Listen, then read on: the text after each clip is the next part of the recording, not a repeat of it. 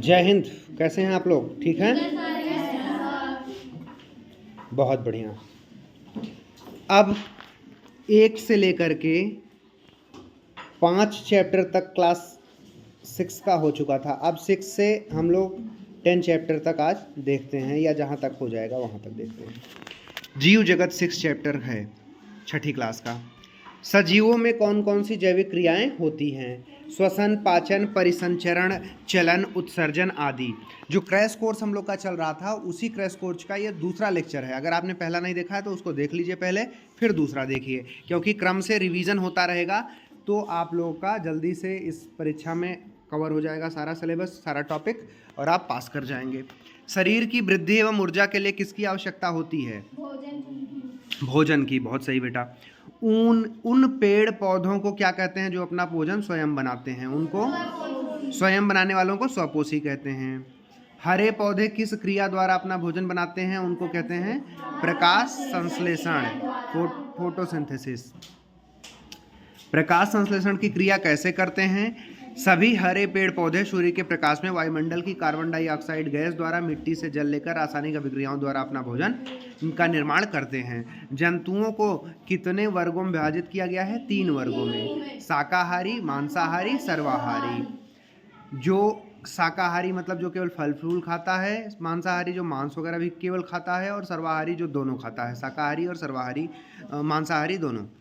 उन जंतुओं को क्या कहते हैं जो केवल पौधे पादप पदार्थ खाते हैं? उनको शाकाहारी कहते हैं। शाकाहारी जंतुओं के वर्गीकरण के किस क्रमांक में रखा गया है? उनको प्रथम क्रम वर्ग में रखा गया है।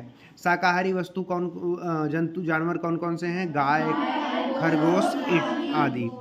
उन जंतुओं को क्या कहते हैं जो अन्य जानवरों को, जंतुओं को खाते हैं? उनको मांसाहारी जंतु कहते हैं।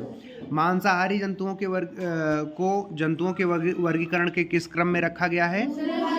दूसरे वर्ग में। मांसाहारी जंतु के नाम बताइए तो एक शेर होता है। उन जंतुओं को क्या कहते हैं जो पेड़ पौधे जंतुओं दोनों को खाते हैं? उनको सर्वाहारी कहते हैं। सर्वाहारी जंतुओं के वर्गीकरण के किस क्रमांक में रखा गया है? तीसरे में रखा गया है। सर्वाहारी जंतु के नाम बताइए। सर्वाहारी जंतु का नाम कौवा है, मनुष्य भी आता है इसी में। हमारे शरीर में सांस लेने तथा उसके बाहर निकलने की प्रक्रिया को क्या कहते हैं? श्वसन क्रिया। प्रत्येक जीव श्वसन क्रिया में कौन सी गैस ग्रहण करता है? ऑक्सीजन गैस ग्रहण करता है। कौन सी गैस ग्रहण करता है? प्रत्येक जीव श्वसन क्रिया में कौन सी गैस बाहर निकालता है? कार्बन डाइऑक्साइड गैस बाहर निकालता है। तो हम लोग ऑक्सीजन अंदर लेते हैं, शरीर के अंदर लेते हैं, और कार्बन डाइऑक्साइड बाहर निकालते हैं। मछली अपने किस अंग द्वारा श्वसन क्रिया करती है? तो गिल्स से, गलफड़ों से करती है। स्थल पर मेढक अपने किस अंग द्वारा श्वसन प्रक्रिया करते हैं? फेफड़े द्वारा। जल में मेढक किस अंग के द्वारा करते हैं? त्वचा के द्वारा। मेढक जब जल में, पानी में रहता है तो वो त्वचा के द्वारा करता है, और जब जमीन पे बाहर रहता है तो वो फेफड़ों से करता है। क्या पौधों में श्वसन होता है? बिल्कुल होता है। पौधे श्वसन क्रिया किस अंग द्वारा करते हैं? हाँ बिल्कुल, पत्तियों की निचली सतह पर उपस्थित सूक्ष्म छिद्रों, पर्णरंध्रों के द्वारा। हानिकारक अपशिष्ट पदार्थों को शरीर के बाहर निकालने की क्रिया को क्या कहते हैं? उत्सर्जन क्रिया कहते हैं। क्या उत्सर्जन क्रिया पौधों में भी होती है? बिल्कुल होती है। जंतुओं में मल, मूत्र, पसीना, कार्बन डाइऑक्साइड आदि पदार्थ किस प्रकार के पदार्थ कहलाते हैं? उत्सर्जी पदार्थ कहलाते हैं। पौधे उत्सर्जन क्रिया में क्या निकालते हैं? गोंद, रबड़, राल, रेजिन, टैनिन, कत्था। टैनिन को कत्था बोलते हैं, जो पान में लगा के खाया जाता है। धूल का कण, गर्म वस्तु, मनपसंद पकवान, ये सब क्या है? ये सब उद्दीपन है। ये सब सुनने से मन में पानी आ जाता है। तो धूल का कण पड़ने पर आँख का बंद होना, गर्म वस्तु के छूने पर हाथ को हटा लेना, मनपसंद पकवान देखने पर मुंह में पानी आना किस प्रकार की क्रियाएं हैं? अनुक्रियाएं हैं। उद्दीपन के प्रति अनुक्रिया क्या कहलाती है? संवेदनशीलता। लाजवंती छुई मुई का पौधा स्पर्श के प्रति क्या है? संवेदनशील है। उस क्रिया को क्या कहते हैं जिसमें प्रत्येक जीवधारी का आकार बढ़ता है? वृद्धि। किसमें वृद्धि जीवन पर्यंत होती है? पेड़ पौधों में। किसमें वृद्धि एक निश्चित आयु तक होती है? जंतुओं में। उस क्रिया को क्या कहते हैं जिसमें सभी जंतुओं पौधों में अपने समान जीवों को उत्पन्न करने की क्षमता होती है? प्रजनन की क्रिया। कछुए का जीवन काल कितने वर्ष का होता है? 120 से 150 साल तक। हाथी का जीवन काल 70 से 90 वर्ष का होता है। घोड़े का 30 से 40 साल। मनुष्य का जीवन काल 60 से 70 साल होता है। बिल्ली का जीवन काल 25 से 30 साल होता है। कुत्ते का जीवन काल 16 से 18 वर्ष होता है। बंदर का जीवन काल कितना होता है?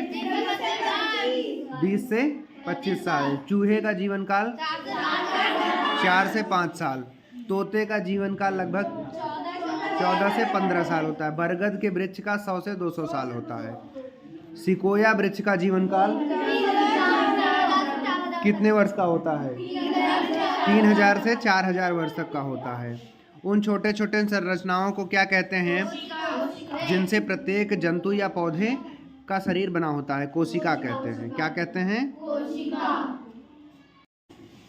किसकी कोशिकाएं सबसे छोटी होती हैं? जीवाणुओं की कोशिकाएं सबसे छोटी होती हैं। किस पक्षी का अंडा सबसे बड़ी कोशिका का होता है? शुतुरमुर्ग का अंडा। वैज्ञानिकों ने जंतुओं के वर्गीकरण को कौन से तरीकों में बताया है? 4 तरीकों में। संरचना के आधार पर, मेरुदंड की उपस्थिति के आधार पर, प्रजनन विधि के आधार पर, वास स्थान के आधार पर। उन जीवों को क्या कहते हैं जिनका शरीर एक कोशिका से बना होता है? एक कोशिकीय जीव कहते हैं। यूनिसेलुलर, एक कोशिकीय जीव। कुछ बहुमुख्य एक कोशिकीय जीवों के नाम बताइए। Amoeba, paramecium, east, Chlamydomonas, Euglena, etcetera. कौन से जंतु जीवन के उद्दीपन में प्रथम जंतु माने जाते हैं? एक कोशिकीय जंतु। उन जीवों तथा पौधों को क्या कहते हैं जिनका शरीर लाखों करोड़ों कोशिकाओं से मिलकर बना होता है? बहुकोशिकीय जीव कहते हैं। क्या कहते हैं? मल्टीसेलुलर, बहुकोशिकीय। कुछ मुख्य बहुकोशिकीय जंतुओं के नाम: हाइड्रा, घोंघा, मछली, मेढक, मनुष्य आदि। उन जंतुओं को क्या कहते हैं जिनमें मेरुदंड, रीढ़ की हड्डी नहीं पाई जाती हैं? अकशेरुकीय जीव। क्या कहते हैं? कुछ मुख्य अकशेरुकीय जीवों के नाम बताइए। कीड़े मकोड़े, तेंदुआ, तिलचट्टा, घोंघा इत्यादि। उन जंतुओं को क्या कहते हैं जिनमें रीढ़ की हड्डी अर्थात मेरुदंड पाए जाते हैं? कशेरुकी। अब आप बताइए, कमेंट करके आप बताइए मेरुदंड किसे कहते हैं? मेरुदंड किसे कहते हैं? कुछ तुरंत इसी में वीडियो रोक लीजिए और मेरुदंड किसे कहते हैं उसको लिखिए, फिर आगे सुनिए। कुछ मुख्य कशेरुकीय जंतुओं के नाम बताइए। मछली, मेढक और पक्षी, गाय, मनुष्य आदि। अंडे देने वाले जंतुओं को क्या कहते हैं? अंडीयूज कहते हैं। अंडे देने वाले कुछ मुख्य जंतुओं के नाम बताइए। मछली, मेढक, छिपकली, सर्प, पक्षी, कीड़े मकोड़े आदि।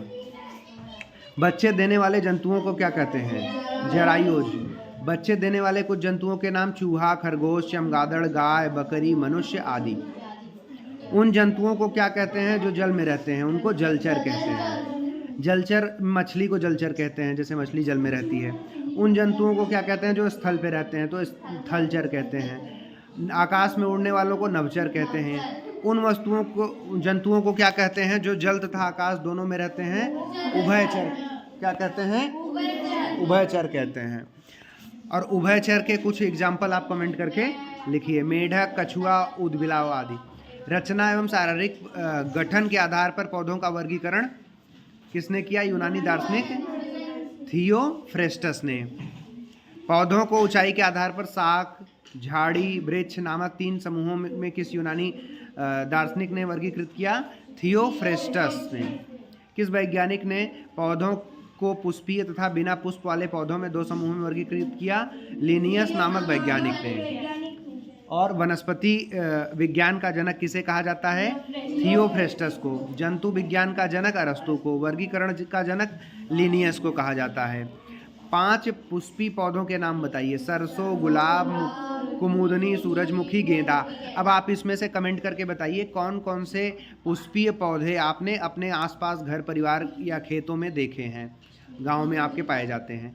5 अपुष्पीय पौधों के नाम बताइए। शैवाल, फर्न, मांस, कुकुरमुत्ता, बैक्टीरिया। किस प्रकार के पौधों में पुष्प और फल उगते हैं? पुष्पी पौधों में। किस प्रकार के पौधों में जड़, तना, पत्ता स्पष्ट दिखाई देता है? पुष्पी पौधों में। किस प्रकार के पौधों में पुष्प और फल सभी कभी नहीं लगते हैं? उनको अपुष्पीय पौधे कहते हैं। किस प्रकार के पौधों में वंश वृद्धि पुष्पों के स्थान पर एक विशेष प्रकार के जीवाणु द्वारा होता है? अपुष्पीय पौधों में। किस प्रकार के पौधे अविकसित होते हैं? अपुष्पीय पौधे। उन अपुष्पीय पौधों के नाम बताइए जिनमें पुष्प नहीं लगते लेकिन जड़, तना, पत्ती पाई जाती है। मॉस और फर्न में। उन अपुष्पीय पौधों का नाम बताइए जो वर्षा ऋतु में दीवारों पर हरी मखमल के रूप में उग जाता है। उसको क्या कहते हैं? मॉस। मॉस कहते हैं या काई कहते हैं। ये जहाँ थोड़ा लिक्विड मतलब मॉइस्चर होता है वहाँ आ जाता है।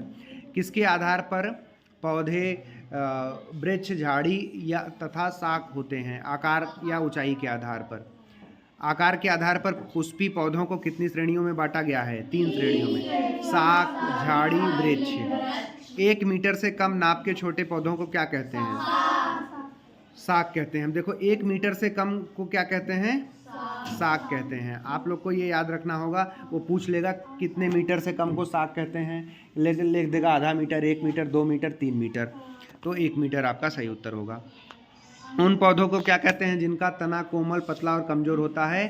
तो शाख। जैसे मटर, मक्का, पालक, ये सब शाख होते हैं। जैसे साग की सब्जी खाते हैं ना, साग जो शब्द बोलते हैं वो साग नहीं है, क है, मुझे लग रहा है, इसलिए ऐसा है। 1 से 3 मीटर की औसत ऊंचाई वाले कठोर मजबूत पौधों को झाड़ी कहते हैं। उन पौधों को क्या कहते हैं जिनका मुख्य तना स्पष्ट नहीं है और अधिक सखित होने के कारण आपस में उलझ जाते हैं? उनको झाड़ी कहते हैं। जैसे गुलाब का, करौंधा का, गुड़हल का आदि का। 3 मीटर से अधिक लंबे पौधे को वृक्ष कहते हैं। क्या कहते हैं? 3 मीटर से अधिक जो लंबा होता है उसको वृक्ष कहते हैं। उस पौधे को क्या कहते हैं जिनका तना मोटा, काष्ठीय, शाखी तथा अशाखित, बेलनाकार तथा बहुभुजाकार होता है? नीम, आम, चीड़, नारियल आदि को कहते हैं वृक्ष कहते हैं। किसके आधार पर पौधे 1 वर्षीय, द्विवर्षीय, बहुवर्षीय होते हैं? आयु के आधार पर। उन पौधों को क्या कहते हैं जो पौधे 1 वर्ष के कुछ महीने के भीतर ही फूलते फलते और अंत में सूखकर समाप्त हो जाते हैं? 1 वर्षीय पौधे। चना, मटर, गेहूं, धान, मक्का, ये सब, ज्वार, ये सब 1 वर्षीय पौधे हैं। उन पौधों को क्या कहते हैं जो 2 वर्ष के भीतर अपना कार्यकाल, जीवन चक्र पूरा करते हैं? उनको द्विवर्षीय बोलते हैं। जैसे केला है, केला द्विवर्षीय है। उन पौधों को क्या कहते हैं जो पौधे कई वर्षों तक जीवित रहते हैं, इसके संपूर्ण जीवन काल में फूल फल लगते रहते हैं? उनको बहुवर्षीय कहते हैं। जैसे दूब, घास, गुलाब, आम, कटहल आदि। पेड़ पौधों में कौन से अंग पाए जाते हैं? जड़, तना, पत्ती, पुष्प, फल पाए जाते हैं। पौधों के जमीन के अंदर का भाग क्या कहलाता है? जड़ तंत्र कहलाता है। पौधों के जमीन के ऊपर का भाग प्ररोह तंत्र कहलाता है। पौधों के जड़ों का कार्य, जड़ें पौधों को मिट्टी में स्थिर रखती हैं और घुलनशील लवण तथा जल का अवशोषण करती हैं। जड़ तंत्र का तथा प्ररोहण तंत्र, इसको वायुवीय भाग मिलकर किसका निर्माण करते हैं? एक पूर्ण विकसित पादप का। जड़ कितने प्रकार के होते हैं? 2 प्रकार के, मुसला जड़ और अपस्थानिक जड़, मतलब झकड़ा रेशेदार जड़। जिन बीजों का मूलांकुर निरंतर सीधा भूमि की ओर गहराई में बढ़ता है उन जड़ों को क्या कहते हैं? मुसला जड़ कहते हैं। जो ऐसी जड़ें होती हैं जिनका इस तरीके से ऐसे अंदर अंदर ऐसे होती जाती हैं, वो मुसला जड़ हैं। जो ऐसे ऐसे भागती रहेंगी चारों तरफ, वो सारी जड़ें दूसरी वाली कहलाएंगी। जिन बीजों के मूलांकुर की वृद्धि कुछ लंबाई के बाद रुक जाती है और वहीं अनेक की शाखाएं रेशों की तरह विभाजित होकर उन जड़ों को क्या कहते हैं? अपस्थानिक रेशेदार या झकड़ा जड़। जिसका निर्माण मुख्यतः प्राथमिक, द्वितीय तथा तृतीय जड़ों, मूलिकाएं और मूल रोम से होता है, उनको जड़ तंत्र का निर्माण कहते हैं। बीज के मूलांकुर से सीधे निकलने वाली मोटी जड़ को क्या कहते हैं? मुख्य जड़ या प्राथमिक जड़ कहते हैं। मुख्य जड़ से निकलने वाली पहली पतली शाखा को क्रमशः क्या कहते हैं? द्वितीय जड़ें तथा तृतीय जड़ें, सहायक जड़ें। प्राथमिक, द्वितीय, तृतीय जड़ों के द्वारा किसका निर्माण होता है? मूसला जड़ का निर्माण। किस प्रकार की जड़ों द्वारा अपस्थानिक तंत्र का निर्माण होता है? रेशेदार जड़ों के द्वारा। मिट्टी से जल तथा उसमें घुले खनिज लवण का अवशोषण कौन करता है? मूल रोम करते हैं। पौधों को भूमि में स्थिर रखने का कार्य तथा मूल रोम की सहायता से भूमि से जल तथा उसमें घुले खनिज लवणों का अवशोषण पौधे का कौन सा अंग करता है? जड़ करता है। पादप के प्ररोह का सबसे दृढ़ भाग तना या स्तंभ होता है। तने में गांठ जैसी संरचना को क्या कहते हैं? पर्व संधि कहते हैं। तने में निम्नतम दो पर्व संधियों के बीच के स्थान को पर्व कहते हैं। पौधों का कौन सा अंग शाखाओं, पत्तियों, फूल, फल को विकसित करने का स्थान देता है तथा सबका आपस में संबंध स्थापित करता है? उसको तना कहते हैं। पौधे के किस अंग पर पत्तियां इस प्रकार व्यवस्थित होती हैं कि प्रत्येक पत्ती को सूर्य का प्रकाश मिले? उसको तने की शाखाओं पर होता है। तभी तो प्रकाश संश्लेषण की क्रिया होगी और खाना बना पाएंगे अपना। पौधे का कौन सा अंग जल एवं खनिज पदार्थ के संवहन और भोजन स्थानांतरण का कार्य करता है? तना करता है। पौधे के किस अंग द्वारा जड़ों से पत्तियों तक जल का संवहन होता है? तने के द्वारा। पौधे में पत्तियों का क्या कार्य है? पौधों में पत्तियों का क्या कार्य है? पत्तियां प्रकाश संश्लेषण द्वारा भोजन निर्माण का कार्य करती हैं। पत्ती का वह भाग क्या कहलाता है जिससे पत्ती तने से लगी होती है? उसको पर्णाधार कहते हैं। क्या कहते हैं? पत्ती का चपटा भाग क्या कहलाता है? पर्णफलक कहलाता है। पर्णफलक तथा पर्णाधार के बीच जो डंठल नुमा भाग क्या कहलाता है? पर्णवृंत कहलाता है। कुछ मुख्य पौधों के नाम बताइए जिनके पौधों की पत्तियों में पर्णवृंत नहीं होता है। मक्का, गेहूं, धान तथा दूब घास आदि में नहीं पाया जाता है। पत्ती के कितने मुख्य भाग होते हैं? पर्णाधार, पर्णवृंत, पर्णफलक, 3 पाए जाते हैं। सामान्यतः पत्तियों की ऊपरी सतह गहरे हरे रंग की होती है और चिकनी होने का पत्तियों को क्या लाभ है? गहरे हरे रंग की पत्तियां ऊर्जा का अवशोषण करती हैं तथा चिकनी सतह से प्रकाश की अनावश्यक किरणों का परावर्तन होता है। पत्तियों की निचली सतह पर खुरदरी और उभरी हुई सिराओं का जाल होने से पत्तियों को क्या लाभ पहुंचता है? सिराओं की उपस्थिति से पूरा पर्णफलक फैला रहता है। सिराओं का जाल पत्तियों द्वारा बने भोजन को पौधे को तने तक पहुंचाने का कार्य करता है। पत्ती की सतह पर अनेक छिद्र रंध्र उपस्थित होने से पत्ती क्या कार्य करती है? इन छिद्रों द्वारा पत्तियां श्वसन, वाष्पोत्सर्जन तथा प्रकाश संश्लेषण जैसे महत्वपूर्ण कार्य करती हैं। पत्ती द्वारा जल बाहर निकलने की क्रिया को क्या कहते हैं? वाष्पोत्सर्जन कहते हैं। पादप का सबसे आकर्षक और महत्वपूर्ण अंग क्या है? पुष्प है। सामान्यतया पुष्प के कितने भाग होते हैं? 4 भाग होते हैं। बाह्य दल, पुंकेसर, स्त्रीकेसर। पौधों में पुष्पों का क्या कार्य है? पुष्प द्वारा प्रजनन कार्य संपन्न होता है। पुष्प का नर भाग पुंकेसर कहलाता है, मादा भाग स्त्रीकेसर कहलाता है। गाजर की जड़ें ऊपर की ओर मोटी तथा नीचे की ओर पतली क्रमशः होती हैं। उनको क्या कहते हैं? शंकु मूल जड़। मूली की जड़ों ऊपर की ओर तथा नीचे की ओर पतली के रूप में कहते हैं तरकु रूप कहते हैं इसको। सलजम की जड़ें जो घड़े जैसी होती हैं को क्या कहते हैं? कुंभी जड़ें। गाजर, मूली, सलजम, चुकंदर किस प्रकार की जड़ें हैं? ये भोजन एकत्रीकरण के कारण सभी मूसला जड़ों का प्राथमिक रूप में रूपांतरण है। भोजन एकत्रीकरण के कारण डहेलिया की जड़ किस जड़ का रूपांतरण है? पुलकित जड़ का रूपांतरण है। भोजन एकत्रीकरण के कारण शकरकंद की जड़ किस जड़ का रूपांतरण है? अपस्थानिक जड़ का। आलू, अदरक, अरबी क्या है? आलू, अदरक, अरबी ये सब तने हैं। भोजन एकत्रीकरण के कारण आलू के भूमिगत तने के सिरे फूल जाने को क्या कहते हैं? स्तंभकंद। मक्का, गन्ना, बरगद, केवड़ा, बांस आदि की जड़ों को क्या कहते हैं? जो विशेष रूप से मजबूत तथा मोटी होकर तने को सहायता देती हैं, सहारा देने वाली जड़ें। क्या सभी पादप मजबूत तने होने वाले होते हैं? नहीं। उन पौधों का नाम बताइए जिनके तने कमजोर होते हैं। कद्दू, तुरई, लौकी आदि। कमजोर तने से निकलने वाली पतली पतली धागे नुमा संरचनाओं को क्या कहते हैं? प्रतान कहते हैं। क्या कहते हैं? अब छठा चैप्टर खत्म हो गया है, सातवां स्टार्ट करते हैं हम लोग।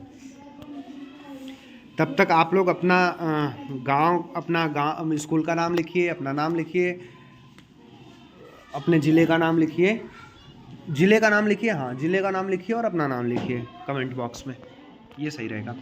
जीवों में अनुकूलन सातवां चैप्टर हम लोग कंटिन्यू कर रहे हैं। आपको ब्रेक लेना है तो 2-4 मिनट का ले सकते हैं, बाकी कोई दिक्कत वाली बात नहीं है, खुद पॉज करके लीजिएगा, यहाँ ब्रेक नहीं दे रहे हैं। उस स्थान को क्या कहते हैं जहाँ किसी जीवधारी को पर्याप्त भोजन, सुरक्षा, प्रजनन तथा सभी अनुकूल दशाएं उपलब्ध होती हैं, वास स्थान कहते हैं। भूमि पर पाए जाने वाले अनेक प्रकार के वास स्थानों का नाम बताइए। जंगल, पहाड़, हरे पेड़ पौधे, समुद्र तथा रेगिस्तान आदि। क्या कोई एक जंतु सभी प्रकार के वास स्थानों जैसे जंगल, पहाड़, हरे भरे मैदान, समुद्र तथा रेगिस्तान में रह सकते हैं? नहीं। उन जंतुओं को क्या कहते हैं? जल में रहने वाले को जलचर कहते हैं। जल में नाम बताइए। मछली। उन जंतुओं को क्या कहते हैं? स्थलीय जीव। आकाश में उड़ने वाले को नभचर। जल स्थान दोनों में रहते हैं, उभयचर जंतु कहते हैं। ये तो पिछले चैप्टर में भी हम लोगों ने किया था। उभयचर मेजुआ, कठुआ, ऊदबिलाव आदि के इसके उदाहरण हैं। उन विशिष्ट संरचनाओं अथवा स्वभाव की उपस्थिति को क्या कहते हैं? जो किसी पौधे अथवा जंतु को उसके परिवेश में रहने योग्य बनाती हैं। अनुकूलन। जलीय जंतुओं के संरचना, शरीर की संरचना जल में रहने के किस प्रकार अनुकूलित है? जलीय जंतुओं शरीर का नाव जैसा आकार, पखने मछली के तथा मेढक के पाद, जाल दोनों उन्हें पानी तैरने में मदद करते हैं। मेढक पानी में कैसे तैरता है? जाली नुमा संरचना, पादप जाल की सहायता से। अल्प विकसित जड़ तथा वायु मृदुतक किस प्रकार के पौधों में पाया जाता है? जलीय पौधों में। किस प्रकार के पौधों की पत्तियां पतली, कटी फटी तैरने की अवस्था में तथा पत्तियों में रंध्रों का अभाव होता है? जलीय पौधों में। किस प्रकार के पौधों के सभी भागों पर जलरोधी रोम और क्यूटिकल उपचर्म की परत पाई जाती है जो इनको पानी में सड़ने से या पड़ने से बचाती है? तो जलीय पौधे हैं। कुछ जलीय पौधों के नाम बताइए। सिंघाड़ा, बैलिस्नेरिया, हाइड्रियला और कुमुदनी। किस स्थान पर पाए जाने वाले पौधों का जड़ तंत्र अत्यधिक फैला हुआ और भूमि में जल प्राप्त करने के लिए अधिक गहराई में चला जाता है? मरुस्थल में पाए जाने वाले पेड़ पौधों का। किस स्थान पर वाष्पोत्सर्जन की क्रिया कम करने के लिए पौधों की पत्तियां मांसल या कांटों या सल्कों के रूप में पाई जाती हैं? मरुस्थल में पाए जाने वाले पेड़ पौधों की। अच्छा देखिए, इसमें जैसे थोड़ी बोरियत आ रही होगी ना, तो आप साथ साथ बोलते चलेंगे ना तो आपको बोरियत नहीं आएगी। मरुस्थल में पाए जाने वाले 3-4 बार सुन लेंगे तो एकदम हमारी स्पीड के साथ सुनेंगे। अभी हो सकता है आपको लग रहा हो कि मैं तेज बोल रहा हूँ। मरुस्थल में उगने वाले पौधों का तना मांसल, चपटा, हरा एवं स्पंजी क्यों होता है? क्योंकि मरुस्थल में पानी की कमी के कारण पौधे भोजन बनाने के साथ जल संचित करने का भी कार्य करते हैं। पक्षी अपनी किस अंग के द्वारा हवा में उड़ते हैं? पंख के द्वारा। इसी के साथ ये 7वां चैप्टर समाप्त हो रहा है। अब 8वां चैप्टर हम लोग स्टार्ट करते हैं। जंतु की संरचना का कार्य। अत्यंत छोटे जीवों को क्या कहते हैं? जो हमें नग्न आँखों से दिखाई नहीं देते हैं, उनको हम सूक्ष्म जीव कहते हैं। कुछ मुख्य सूक्ष्म जीवों के नाम बताइए। जीवाणु, विषाणु, युगलिना, अमीबा, पैरामीशियम, क्लेमाइडोमोनास। सूक्ष्म संरचनाओं को देखने के लिए हम सूक्ष्मदर्शी का प्रयोग करते हैं। चप्पल की सतह का आकार किस जीवधारी का है? पैरामीशियम का है। तारे की तरह का आकार तारामीन का है। छतरी की तरह का आकार कुकुरमुत्ते का है। कुकुरमुत्ता तो सबने देखा ही होगा। और सबसे बड़े पक्षी का नाम शुतुरमुर्ग है। सबसे छोटे पक्षी का नाम हमिंग बर्ड है। जीवधारी भिन्न भिन्न आकार के होते हैं। बिल्कुल, जीवधारी विभिन्न आकार के होते हैं। क्या हमें खाना खाते एवं सोते समय भी ऊर्जा की आवश्यकता होती है? बिल्कुल। क्या भोजन शरीर की कोशिकाओं में सीधे पहुंचकर ऊर्जा उत्पन्न कर देता है? नहीं कर सकता है। हमारे शरीर में प्रोटीन, वसा, मंड, विटामिन और लवण होते हैं। इनमें प्रोटीन, मंड तथा वसा पानी में अघुलनशील होते हैं। इन अघुलनशील भोज्य पदार्थों को सरल अथवा घुलनशील अवस्था में बदलने की क्रिया को पाचन क्रिया कहते हैं। क्या कहते हैं? पाचन क्रिया। मनुष्य के शरीर में पाचन क्रिया किन अंगों द्वारा संपन्न होती है?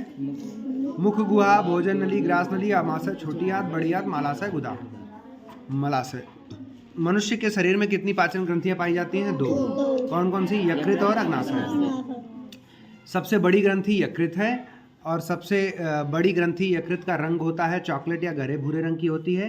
पित्त रस का निर्माण यकृत में पाया जाता है होता है। अग्नाशयी रस का स्राव मनुष्य के शरीर में पाई जाने वाली अग्नाशय वाली ग्रंथि से होता है। मनुष्य के शरीर में पाए जाने वाली ग्रंथि अग्नाशय का रंग हल्के गुलाबी रंग का होता है। पाचन रंग, कल तो मैंने एक आदमी का ऐसे निकला हुआ देखा, ये अग्नाशय, उसका पेट वेट का सब बाहर आ गया था। सचन, छोड़ जान दो, क्या ही कहूँ। पाचन अंग और पाचन ग्रंथियां मिलाकर किसका निर्माण करती हैं? पाचन तंत्र का। पाचन तंत्र का। ये तो पापा बोल रहा। पाचन तंत्र का निर्माण करती हैं, पापा का निर्माण नहीं करती हैं। हमारे शरीर में पाचन ग्रंथियों का क्या कार्य होता है? पाचन ग्रंथियों से रस स्रावित होता है। कौन कौन रस पिया है? सबने रस पिया है? जिसने जिसने रस पिया है सब कमेंट करके बताओ, पिया है कि नहीं। काहे का रस पिया वो भी बताओ। रस गन्ने का? ओहो, मौसमी का भी पिया है? गाजर का भी पिया है? गाजियाबाद में पिया? अच्छा अच्छा। अनार का भी पिया? मोहनजोदड़ो की सभ्यता जो इंडस वैली सिविलाइजेशन वाला है, पाचन ग्रंथियों से, 1 मिनट, अब बहुत हो गया, ब्रेक हो गया, कंटिन्यू करते हैं। पाचन ग्रंथियों का क्या कार्य है? पाचन ग्रंथियां रस स्रावित होती हैं। ये पाचन रस रासायनिक क्रिया द्वारा भोजन में उपस्थित प्रोटीन, मंड, वसा को सरल तथा घुलनशील अवस्था में परिवर्तित करते हैं। क्या कोई प्राणी श्वसन के बिना जीवित रह सकता है? आप रह सकते हो? रह लोगे? हाँ। सजीवों में ऑक्सीजन युक्त वायु को अंदर खींचना और कार्बन डाइऑक्साइड से समृद्ध वायु को बाहर निकालना कौन सी क्रिया है? श्वसन क्रिया है। ऑक्सीजन गैस को शरीर के अंदर लेना क्या कहलाता है? अंतः श्वसन, निःश्वसन। सजीवों में कार्बन डाइऑक्साइड गैस को शरीर से बाहर निकालना क्या कहता है? उच्छ्वासन या निःश्वसन कहलाता है। मनुष्य के प्रमुख श्वसन अंग कौन कौन से हैं जो ऑक्सीजन गैस को शरीर के अंदर पहुंचाते हैं और कार्बन डाइऑक्साइड को गैस को बाहर? श्वसन नली और फेफड़े। अंतः श्वसन के समय हम अपने श्वास द्वारों से जो वायु अंदर लेते हैं वह नासा गुहा से श्वास नली द्वारा कहाँ पहुँचती है? फेफड़े में। फेफड़ों में वायु के अंदर जाने तथा फेफड़ों से बाहर निकलने को किस का महत्व होता है? डायफ्राम या पसलियों की गति का महत्व होता है। फेफड़ों से ऑक्सीजन के विभिन्न भागों तक किसके माध्यम से पहुंचती है? रक्त के माध्यम से। मछलियों में श्वसन गिल्स और गलफड़ों के द्वारा, गिल्स या गलफड़ों, हिंदी में गलफड़ बोलते हैं, इंग्लिश में गिल्स बोलते हैं, उनके द्वारा होता है। कीट पतंगों, तिलचट्टा, मक्खी, तितली आदि में श्वसन क्रिया किस अंग द्वारा होती है? वायु नालिकाओं द्वारा। पक्षियों में श्वसन क्रिया किस अंग द्वारा होती है? फेफड़ों से संबंधित वायु कोशों के द्वारा है। मनुष्य में श्वसन कैसे होता है? फेफड़ों के द्वारा। श्वसनी और श्वसनिकाएं तथा फेफड़ों का सम्मिलित रूप क्या कहलाता है? श्वसन अंग कहलाता है। नासिका, नासामार्ग, रसनी, कंठ, श्वास नली, श्वास नलिकाएं एवं फेफड़ों का सम्मिलित क्या कहलाता है? श्वसन तंत्र कहलाता है। हृदय स्पंदों, धड़कन को मापने के लिए स्टेथोस्कोप या आला का प्रयोग किया जाता है। वो डॉक्टर लोग अपने कान में से लटकाए रहते हैं ना, ऐसा कुछ रहता है, ऐसा यहाँ पे ऐसे गोला करता है। मनुष्य के शरीर में किसने किसने देखा है? कमेंट करके बताओ। मनुष्य के शरीर में हृदय कहाँ पर स्थित होता है? आपका हृदय आपके दाईं ओर है कि बाईं ओर? आप छू करके देख करके कमेंट करके बताइए। वैसे जनरली बाईं ओर होता है, किसी किसी का दाईं ओर भी हो जाता है।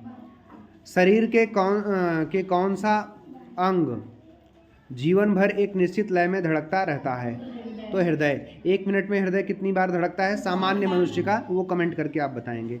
मनुष्य के शरीर में हृदय में कुल कितने कक्ष होते हैं? तो 4 होते हैं। बायां अलिंद, दायां निलय, बायां निलय, दायां अलिंद। मनुष्य के शरीर में रक्त कैसे पहुंचता है? हृदय में रक्त शरीर के भिन्न भागों में नलिकाओं के द्वारा तथा हृदय से नालिकाओं के द्वारा शरीर के विभिन्न भागों में पुनः पहुंचता है। हृदय का अपना कार्य कैसे संपन्न करता है? हृदय क्रमशः फैलता सिकुड़ता है जिसमें रक्त नलिकाओं में पंप होता है। नलिकाएं रुधिर वाहिनाएं 2 प्रकार की होती हैं, सिरा व धमनी। शरीर के विभिन्न भागों में शिराओं द्वारा रक्त हृदय में आता है, जिससे कार्बन डाइऑक्साइड की मात्रा अधिक होती है। इसे अशुद्ध रक्त कहते हैं। हृदय में यह अशुद्ध रक्त फेफड़ों में जाकर ऑक्सीजन से युक्त होता है और कार्बन डाइऑक्साइड मुक्त हो जाता है। यह ऑक्सीजन युक्त रक्त शुद्ध रक्त कहलाता है, जो पुनः हृदय में वापस आता है। हृदय को यह अशुद्ध रक्त धमनियों द्वारा शरीर के भिन्न अंगों की कोशिकाओं तक पहुंचता है। किसने किसने अपने जीवन में कोई भी खेल खेला है जिसमें उसे ये कुछ सीखने को मिलता है? हृदय के एक बार फैलने व सिकुड़ने को क्या कहते हैं? हृदय स्पंदन। एक वयस्क स्वस्थ व्यक्ति का हृदय 1 मिनट में कितनी बार धड़कता है? 3 वर्ष से कम आयु के छोटे बच्चों में हृदय के धड़कन की प्रति मिनट कितनी होती है? 100 बार प्रति मिनट। आप भी जब छोटे रहे होगे तो आपका भी 100 बार प्रति मिनट रहा होगा। आयु के बढ़ने के साथ हृदय की धड़कन कैसी हो जाती है? धीमी हो जाती है। मेरे तो बहुत धीमे हो गए होंगे बुढ़ापे में। तो तापमान, क्रोध, डर एवं मानसिक चिंता से हृदय की धड़कन कैसी हो जाती है? हम बूढ़ा ही हो गया हूँ तो इतना बड़ा हो गया तो मुझे बूढ़ा होना पड़ेगा ना। हृदय की धड़कन बढ़ जाती है जब, इसीलिए कहता हूँ गुस्सा मत होया करो बेटा, बहुत जल्दी तुम गुस्सा होते हो। मनुष्य के शरीर में हृदय के अलावा और कहाँ स्पंदन का अनुभव किया जाता है? कलाई में स्थित धमनी, रेडियल में। धमनियों को स्पंदन नाड़ी देखना कहते हैं ना ऐसे, तो वही धमनियों के स्पंदन को क्या कहते हैं? नाड़ी का स्पंदन या नाड़ी कहते हैं। मछली के हृदय में कितने कक्ष होते हैं? मनुष्य के में 4। गुड। मछली में 2। मेढक तथा छिपकली में 3 होते हैं। मेढक और छिपकली में कितने कितने होते हैं? देखो 2 किस में होते हैं? मछली में। 3, 4, आप में कितने हैं? आप कमेंट करके बताइए। पक्षियों तथा अन्य स्तनधारियों के हृदय में कितने कक्ष होते हैं? 4। उन विशेष अंगों को क्या कहते हैं जो मनुष्य के शरीर में कुछ अपशिष्ट पदार्थ द्रव के रूप में बाहर निकालते हैं? उत्सर्जी अंग कहते हैं। मनुष्य के शरीर में कौन सा उत्सर्जी अंग होता है? वृक्क, मूत्र वाहिनियां, मूत्राशय, मूत्रमार्ग। मनुष्य के किस अंग द्वारा रक्त को छानकर मूत्रमार्ग या मूत्र निर्माण उत्सर्जन का कार्य होता है? वृक्क के द्वारा, किडनी के द्वारा। वयस्क एवं स्वस्थ मनुष्य के एक गुर्दे का भार लगभग कितना होता है? 150 ग्राम होता है। कितना होता है? 150 ग्राम। एक वयस्क व्यक्ति सामान्यतः 24 घंटे में कितना मूत्र बाहर निकालता है? 1 से 1.8 लीटर, मतलब 1000 ml से 1800 ml के बीच में। 1.5 लीटर। और दिन भर यहाँ मैं आई गो टू टॉयलेट सर, मैं आई गो टू टॉयलेट सर करते रहते हो। एक वयस्क व्यक्ति के मूत्र में कौन कौन से अपशिष्ट पदार्थ पाए जाते हैं? 95% तो पानी होता है, जल, और 2.5% यूरिया होती है, और 2.5% क्या होता है? अन्य अपशिष्ट पदार्थ होते हैं। इसीलिए यूरिया होती है, इसीलिए लोग खेतों में कहते हैं अगर कोई वहाँ पे मूत्र विसर्जन कर रहा है तो कहते हैं कि पौधों को पानी दे रहा हूँ, पौधों को लाभ होगा, खेत भर रहा हूँ, कहते हैं ना। चलिए, वृक्क के निष्क्रिय हो जाने पर कृत्रिम वृक्क द्वारा रक्त को नियमित रूप से छानकर उसमें से अपशिष्ट पदार्थों को शरीर से बाहर निकालने की क्रिया को क्या कहते हैं? डायलिसिस कहते हैं। जीवधारी के उस लक्ष्य को क्या कहते हैं, लक्षण को क्या कहते हैं जिसमें प्रत्येक जीवधारी में अपने समान संतान उत्पन्न करने की क्षमता होती है? प्रजनन। उन जंतुओं को क्या कहते हैं जिनमें नरमादा का जननांग एक ही जंतु में होता है? द्विलिंगीय जंतु, जैसे केचुआ। जिन अंगों की सहायता से प्रजनन क्रिया होती है उन्हें क्या कहते हैं? जननांग या प्रजनन अंग कहते हैं। उस एक कोशिकीय जंतु का नाम बताइए जिनमें अलग से प्रजनन नहीं होता है। अमीबा में वो आपस में ही कट के मर जाता है, मतलब दूसरा हो जाता है, जननांग नहीं पाए जाते हैं। उन सभी क्रियाओं को क्या कहते हैं जिनको हम अधिकतर दिमाग में सोचकर समझकर अपनी इच्छा अनुसार करते हैं, जैसे पढ़ना, लिखना, खेलना, बात करना आदि ऐच्छिक क्रियाएं होती हैं। उन सभी क्रियाओं को क्या कहते हैं जो स्वतः नहीं होती हैं एवं जिनका हमारी इच्छा पर कोई प्रभाव नहीं होता है, जैसे अनैच्छिक। जैसे अभी आप देखिए सिर पे हाथ रखे हैं, ये ऐच्छिक क्रिया है कि अनैच्छिक क्रिया है? हाँ। हमारे शरीर में घटित होने वाली समस्त क्रियाओं के नियमन और नियंत्रण के लिए क्या क्या पाया जाता है? तंत्रिका तंत्र। मनुष्य के तंत्रिका तंत्र में कितने मुख्य भाग होते हैं? 3। मस्तिष्क, रीढ़ रज्जु और तंत्रिकाएं। समस्त ऐच्छिक क्रियाओं का निर्णय किसके द्वारा किया जाता है? मस्तिष्क के द्वारा। किसके द्वारा हमें शरीर के किसी भाग में कोई उद्दीपन ग्रहण करने होने पर हमें तुरंत अनुभव हो जाता है? तंत्रिकाओं द्वारा। किस क्रिया द्वारा ज्ञानेंद्रियों से संवेदनाएं मस्तिष्क को जाती हैं? उद्दीपन के द्वारा। हमारे शरीर में कितनी ज्ञानेंद्रियां पाई जाती हैं? 5 ज्ञानेंद्रियां। हमारे शरीर में पाई जाने वाली ज्ञानेंद्रियों के नाम बताइए। 5 ज्ञानेंद्रियां होती हैं, कान, आँख, नाक, जीभ और त्वचा। उन जीवधारियों के नाम बताइए जिसके बाह्य कर्ण नहीं होते हैं परंतु उनमें आंतरिक कर्ण पाए जाते हैं। उन आंतरिक कणों की सहायता से ये ध्वनि को सुनने का कार्य कर लेते हैं। मछली, मेढक, छिपकली, पक्षी आदि। कान की ज्ञानेंद्रिय को क्या कहते हैं? श्रवणेंद्रिय कहते हैं। आँख की ज्ञानेंद्रिय को क्या कहते हैं? दृश्येंद्रिय कहते हैं। नाक को घ्राणेंद्रिय बोलते हैं। जीभ को स्वादेंद्रिय बोलते हैं। त्वचा को स्पर्शेंद्रिय बोलते हैं। जैसे जलेबी का नाम सुन के मुंह पे पानी आ रहा है। देखो विपिन ने वो पानी भी पी लिया, मुंह में आया लेकिन पानी पी लिया विपिन ने। बहुत अच्छा किया विपिन ने। अब कल के टेस्ट में अगर 10 नंबर अधिक आएंगे तो वो पिज्ज़ा भी पाएगा। पिज्ज़ा सुन के भी पानी आ रहा है। शिक्षा की उस पद्धति लिपि को क्या कहते हैं जिसमें नेत्रहीन व्यक्ति छूकर अक्षरों की पहचान कर लेता है? ब्रेल लिपि करते हैं। ये क्या कर रहे हो बेटा? कछू ना, ब्रेल लिपि। मनुष्य के कान के मुख्यतः कितने भाग होते हैं? 3 भाग। बाह्य कर्ण, मध्य कर्ण, आंतरिक कर्ण। मनुष्य के कान का कौन सा भाग? कार्टिलेज उपास्थि का बना लचीला रोम युक्त होता है बाह्य कर्ण। जैसे ये कान ऐसे पकड़ते हैं ना, तो ये कार्टिलेज से बना हुआ है, इसलिए ये इसमें कोई हड्डी नहीं होती है। दर्द तो तुम्हारा नाक भी करता है। मनुष्य के कान का कौन सा भाग? बाह्य कर्ण। मनुष्य के शरीर में सबसे छोटी हड्डी कहाँ पाई जाती है? हड्डी होती है लेकिन वो अंदर होती है कान में। कान बाहर से मनुष्य का आँख कितने भाग में दिखाई देता है? आँख का 1/5 हिस्सा दिखाई देता है। जंतुओं में कितने प्रकार का कंकाल पाया जाता है? 2 प्रकार, अंतः कंकाल, बाह्य कंकाल। त्वचा के ऊपर पाए जाने वाले कंकाल को क्या कहते हैं? बाह्य कंकाल। जैसे बाल, नाखून, सींग, खुर आदि। त्वचा के भीतर पाए जाने वाले को अंतः कंकाल। मनुष्य के शरीर में कुल कितनी हड्डियां पाई जाती हैं? 206। वयस्क मनुष्य के 206, बच्चों के 300, शिशुओं के 213 बोल रहा है ये। मनुष्य के अंतः कंकाल को कितने भागों में बांटा गया है? 2। अक्षीय कंकाल, अनुबंधीय कंकाल। अक्षीय कंकाल हमारे शरीर को कौन सी हड्डियां पाई जाती हैं? खोपड़ी, कशेरुक, उरोस्थि तथा पचलियां। खोपड़ी में कुल कितनी हड्डियां होती हैं? 28 हड्डियां होती हैं। खोपड़ी में 28 हड्डियां होती हैं। ये सवाल आ सकता है। खोपड़ी की हड्डी कितने भाग की होती है? 2 भाग। कपाल, चेहरे की हड्डी। कपाल कितनी हड्डियों से मिलकर बना होता है? 8 हड्डियों से। चेहरे में किस अंग की हड्डी आती है? चेहरे में नाक की, कान की, आँख की, जबड़े की हड्डी आती है। अगर किसी को कहते हैं कि तुम बहुत सुंदर लग रहे हो, तुम्हारा चेहरा बहुत पसंद आ रहा है, बहुत सुंदर तो उसका नाक, कान, आँख, जबड़ा सब अच्छा लगता है। चेहरे में कितनी हड्डियां होती हैं? 20। अगर कोई कहे मैं तुम्हारा चेहरा बिगाड़ दूंगा तो समझो 20 में से एक आँख माइनस कर देगा वो।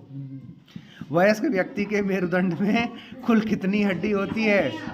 मेरुदंड में 26 हड्डी होती हैं। और स्कल में कितनी थी? शरीर के मस्तिष्क वाले में वो 28 थी। चेहरे में 20 और यहाँ 26 है मेरुदंड में। शिशुओं के मेरुदंड में कुल 33 हड्डियां होती हैं। मनुष्य के वक्ष में कितनी पसलियां होती हैं? 12 जोड़ी अर्थात 24 पसलियां होती हैं। ये चेस्ट पे। हाँ,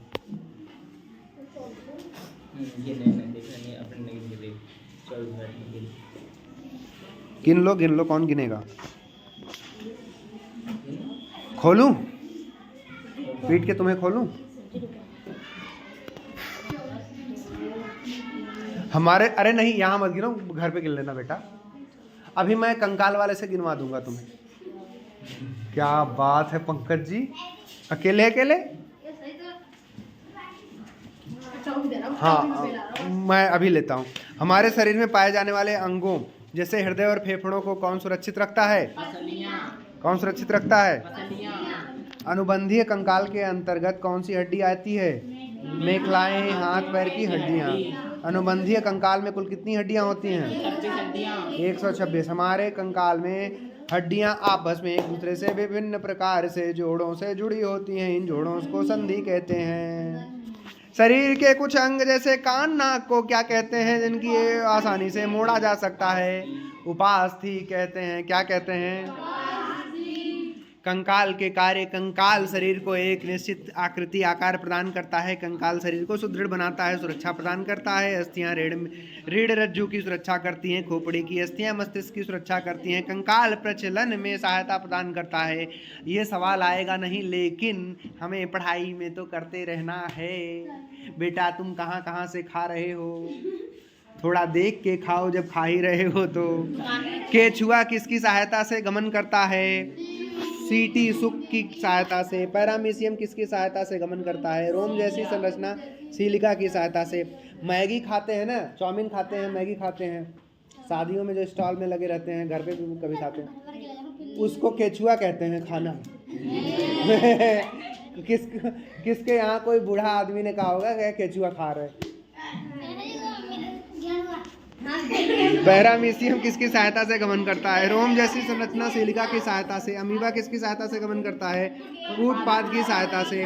पाठ 9 भोजन एवं स्वास्थ्य। उन सभी पदार्थों को क्या कहते हैं जिन्हें ग्रहण करके हमारे शरीर की ऊर्जा मिलती है? भोजन। खाने योग्य सभी पदार्थों को क्या कहते हैं? भोज्य पदार्थ। भोजन के कार्य बताइए।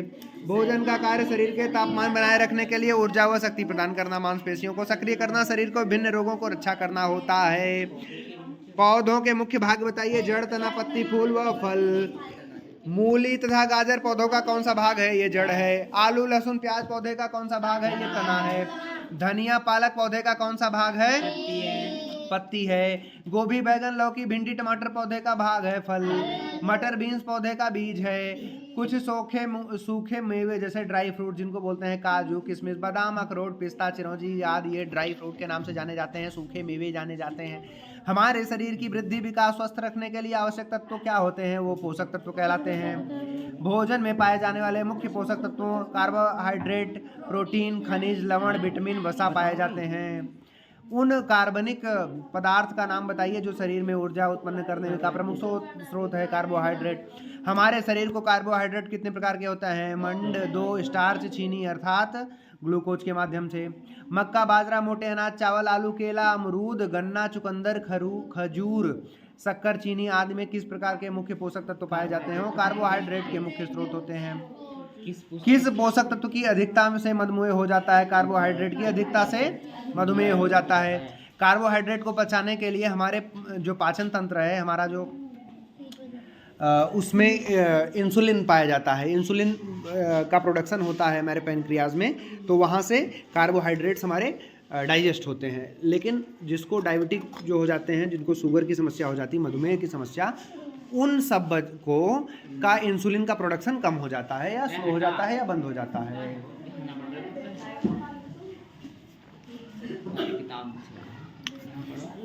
चना, मटर, मूंग, मसूर, उड़द, सोयाबीन आदि किस मुख्य पोषक तत्व के मुख्य स्रोत हैं? प्रोटीन के।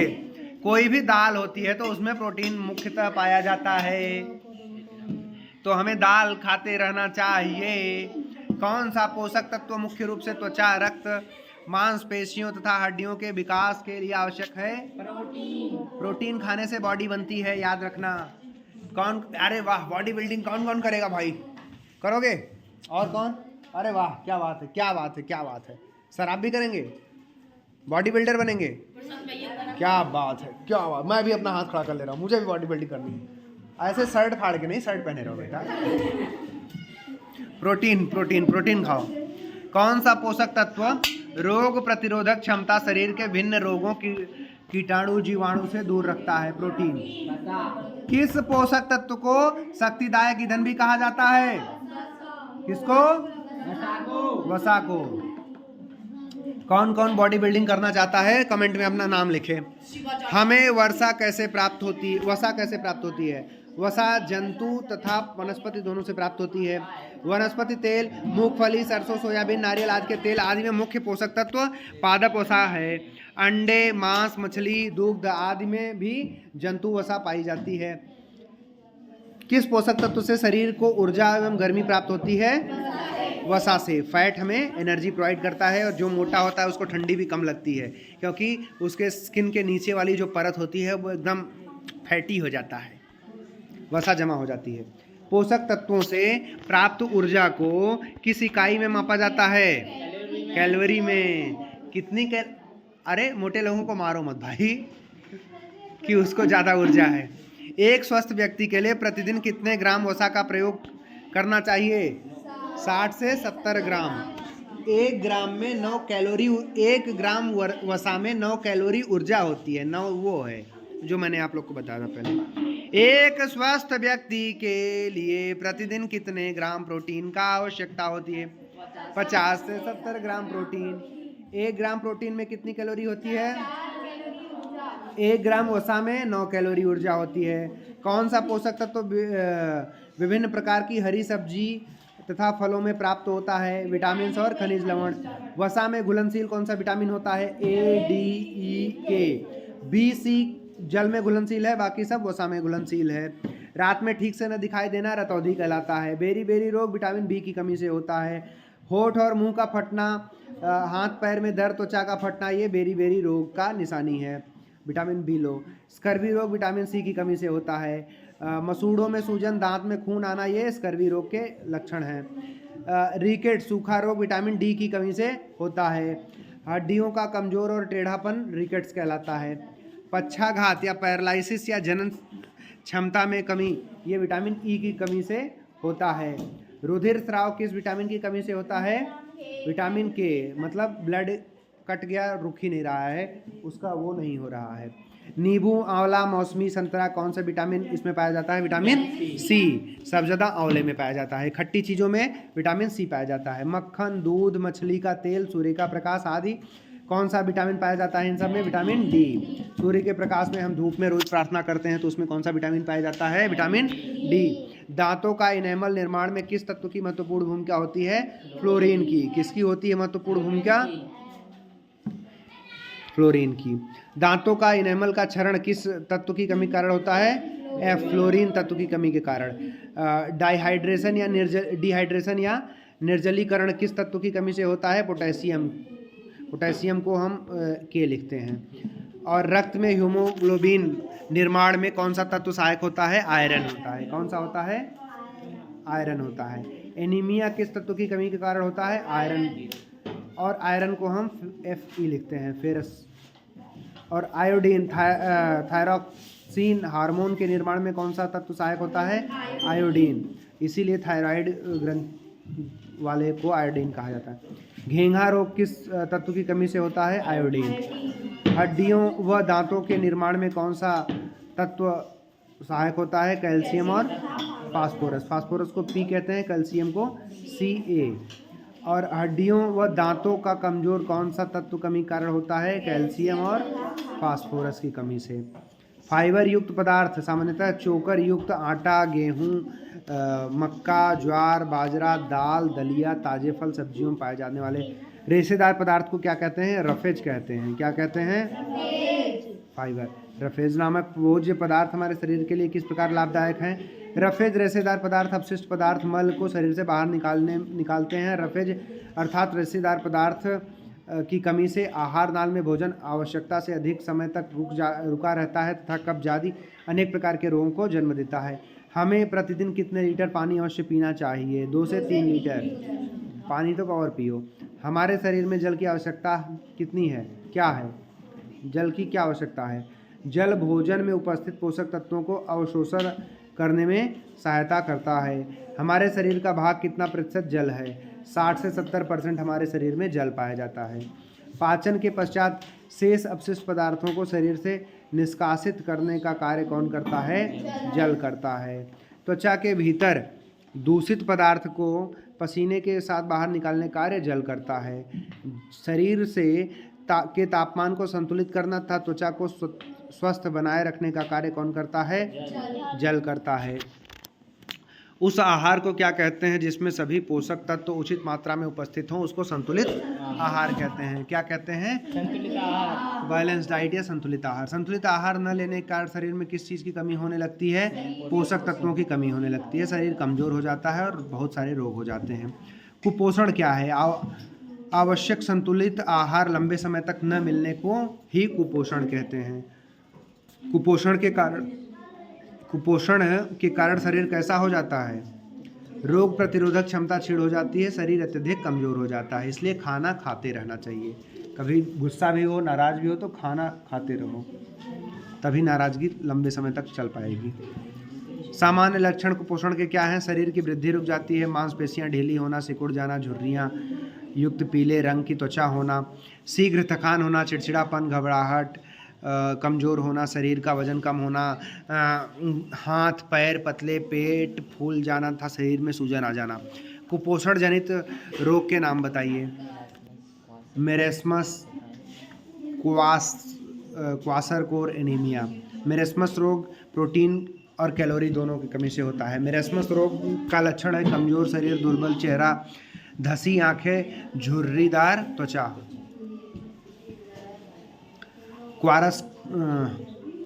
क्वासरकोर रोग किसकी कमी से होता है? प्रोटीन की कमी से। क्वासरकोर का लक्षण शरीर में सूजन, हाथ पैर दुर्बल होना, बाल भूरे और पतले हो जाना। एनीमिया कौन रोग किसकी कमी से होता है? आयरन की कमी से एनीमिया होता है। कौन से दिन को हम स्वास्थ्य दिवस के रूप में मनाते हैं? वर्ल्ड हेल्थ डे, विश्व स्वास्थ्य डे, 7 अप्रैल। स्वास्थ्य से आप क्या समझते हैं? स्वास्थ्य वह अवस्था है, ये आप कमेंट करके बताइए कौन सी अवस्था है। अब हम लोग चैप्टर 10 स्वास्थ्य और स्वच्छता। व्यक्तिगत स्वच्छता एवं सार्वजनिक या सामाजिक स्वच्छता किसके रूप हैं? स्वच्छता के किस प्रकार की स्वच्छता के अंतर्गत दैनिक किए जाने वाले क्रियाकलापों जैसे प्रतिदिन स्नान करना, भोजन के पहले एवं बाद में हाथ धोना, स्वच्छ कपड़े पहनना, नियमित रूप से दांत, बाल व नाखून की साफ सफाई करना आवश्यक है। तभी तो मुझे लग रहा था कि आप लोग निबंध में, स्वच्छता वाले निबंध में इतने प्रकार की स्वच्छता कहाँ से लिख रहे हैं। मुझे लगा आप लोग खुद से लिख रहे हैं, बच्चे पढ़े लिखे समझदार हो गए हैं। व्यक्तिगत स्वच्छता के अंतर्गत आता है। किस प्रकार की स्वच्छता के अंतर्गत? गलियों, सड़कों की साफ सफाई, नदी, तालाबों, जलाशयों की साफ सफाई, सार्वजनिक स्थलों जैसे अस्पताल, रेलवे स्टेशन, विद्यालय, पार्क आदि की स्वच्छता आवश्यक है। सार्वजनिक या सामाजिक स्वच्छता के अंतर्गत सूखे कचरे को किस रंग के कूड़ेदान में डालना चाहिए? नीले रंग के। गीले कचरे को हरे रंग के। मलेरिया रोग किस मच्छर के काटने से होता है? एनाफिलीज नामक मादा मच्छर से। स्त्रीलिंग को मादा कहते हैं। तो जो फीमेल मच्छर होती है, मादा मच्छर होती है, वो काटती है। पुरुष मच्छर के काटने से नहीं होता है, मादा मच्छर। डेंगू एवं चिकनगुनिया रोग किस मच्छर के काटने से होता है? एडीज इजिप्टी मच्छर के काटने से। जापानी मस्तिष्क ज्वर किसके द्वारा फैलता है? विषाणु के द्वारा। एक्यूट इंसेफ्लाइटिस सिंड्रोम किसके द्वारा फैलता है? जीवाणु, विषाणु, कवक के द्वारा। 2 मिनट रुक जाओ बेटा।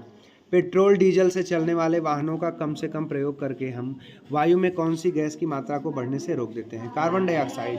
कार्बन डाइऑक्साइड को हम CO2 लिखते हैं। अस्पतालों में प्रयुक्त प्लास्टर, पट्टी, शीशी, बोतल, सुई, दवा प्रयोग करने के बाद बची पन्नियाँ, ऑपरेशन के बाद अपशिष्ट पदार्थ आदि, ये सभी किस कचरा के अंतर्गत आएंगे?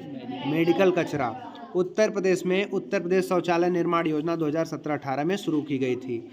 आपने पूरे भारत का लिख दिया था। प्रति वर्ष विश्व शौचालय दिवस कब मनाया जाता है? 19 नवंबर को। क्या बात है। चलिए कोई बात नहीं, अब 10 चैप्टर हो गए हैं, 11वां भी करा दें? नहीं सर जी, तो कोई बात नहीं। अब आप लोग कमेंट करके अपना अपना नाम लिख दीजिए, किस जिले से देख रहे हैं ये लिख दीजिए, जिले का नाम लिख दीजिए। बहुत बहुत धन्यवाद, थैंक यू। आप लोग कैसा लगा ये भी कमेंट करिएगा, ठीक है। जय Hind, thank you so much. हंसते रहिए, मुस्कुराते रहिए। हाँ विपिन, तुम भी लिखते रहो। Thank you so much.